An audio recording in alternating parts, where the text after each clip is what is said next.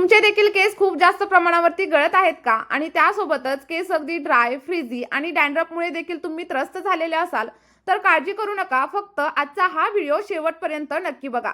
कारण या व्हिडिओमध्ये घरामधील फक्त 2 गोष्टींचा वापर करून मी तुमच्यासोबत असा एक पॅक शेअर करणार आहे, ज्यामुळे तुमच्या केसांच्या सगळ्या समस्या अगदी कमी होऊन जातील आणि डॅन्ड्रफ असेल तर तो देखील हळूहळू कमी होईल. आणि याचा रिझल्ट तुम्हाला फक्त 1 ते 2 वापरांमध्येच मिळणार आहे आणि यामध्ये तुम्हाला 1 रुपयाही खर्च करण्याची अजिबात गरज लागणार नाही. आपला हा उपाय अगदी 100% नॅचरल आहे. आपण यामध्ये कोणतंही केमिकल वापरलेलं नाहीये किंवा कोणतंही प्रिझर्वेटिव्ह देखील अजिबात वापरलेलं नाहीये. त्यामुळे आपल्या या पॅकचा वापर अगदी लहानांपासून ते मोठ्यांपर्यंत कोणीही करू शकतं आणि हा उपाय तुमचे केस एवढे जास्त मजबूत बनवेल की तुम्हाला स्वतःलाच विश्वास बसणार नाही.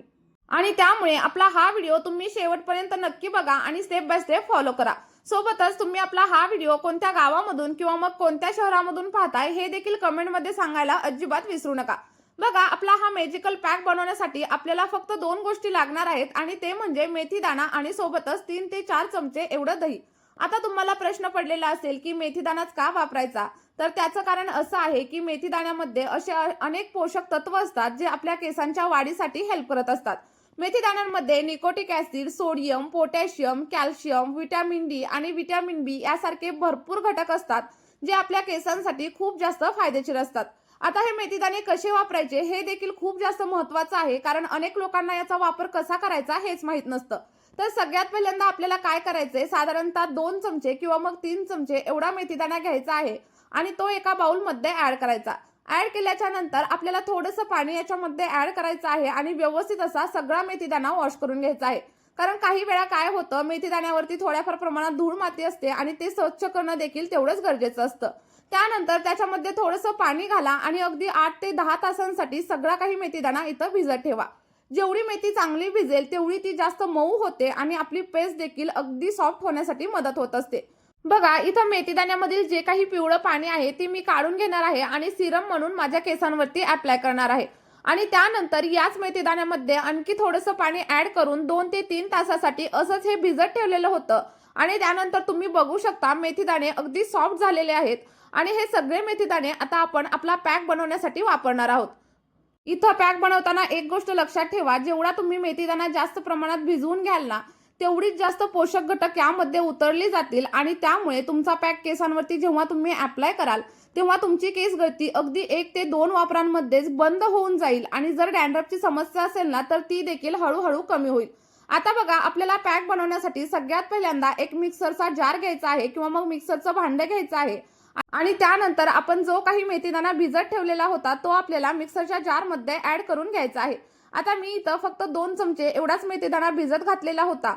जर तुमच्या केसांची लेंथ खूप जास्त प्रमाणात असेल तर तुम्ही इथं मेथीदाण्याचं प्रमाण वाढवू देखील नक्की शकता.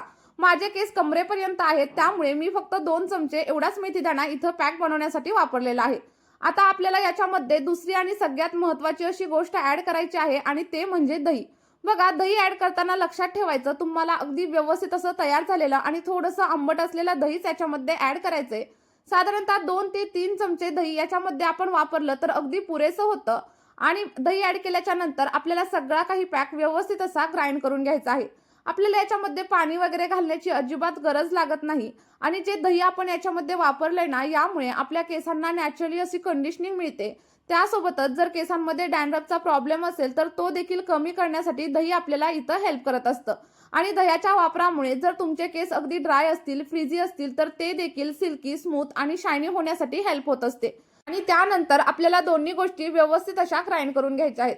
तुम्हाला जेवढी फाईन अशी पेस्ट बनवता येईल ना तेवढी फाईन पेस्ट बनवा.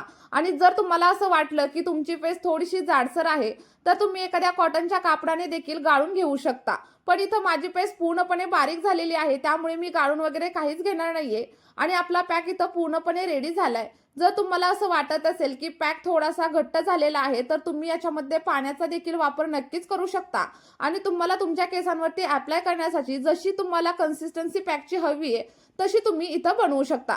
आता तयार झालेला पॅक आपल्याला एका बाउलमध्ये काढून घ्यायचा आहे आणि काढून झाल्याच्या नंतर आपल्याला कोणतीही गोष्ट याच्यामध्ये ऍड करण्याची अजिबात गरज नाहीये. आपण हा पॅक डायरेक्ट आपल्या केसांवरती अप्लाय करणार आहे आणि त्यामुळे अगदी 2 ते 3 वापरांमध्ये तुमचं केस गळणं पूर्णपणे कमी होऊन जाईल. सोबतच जर कोंडा असेल तर तो देखील कमी होईल आणि केस अगदी सिल्की स्मूथ होण्यासाठी हेल्प होणार आहे. आता इथं आपला पॅक पूर्णपणे रेडी झालाय आणि हा केसांवरती कशा प्रकारे अप्लाय करायचा हे देखील मी तुम्हाला पुढे दाखवणार आहे. त्यासोबतच आपला पॅक आठवड्यामधून किती वेळा वापरायचा, पॅक लावल्यानंतर तुम्हाला किती वेळ ठेवायचा आणि त्यासोबतच हेअर वॉश करताना नक्की कोणती काळजी घ्यायची हे देखील मी तुम्हाला पुढे सांगणार आहे. बघा, जेव्हा पण तुम्ही केसांवरती हा पॅक अप्लाय करणार आहे तेव्हा एक गोष्ट लक्षात ठेवायची. आपले जे काही केस आहेत ते पूर्णपणे डिटँगल करून घ्यायचे. केसांमध्ये गुंता वगैरे अजिबात ठेवायचा नाही आणि त्यानंतर आपल्या केसांच्या छोटे-छोटे पार्टिशन करून घ्यायचे. आता जेव्हा आपण छोटे-छोटे पार्टिशन करतो तेव्हा आपल्याला आपला पॅक अप्लाय करणं खूप जास्त सोपं जातं.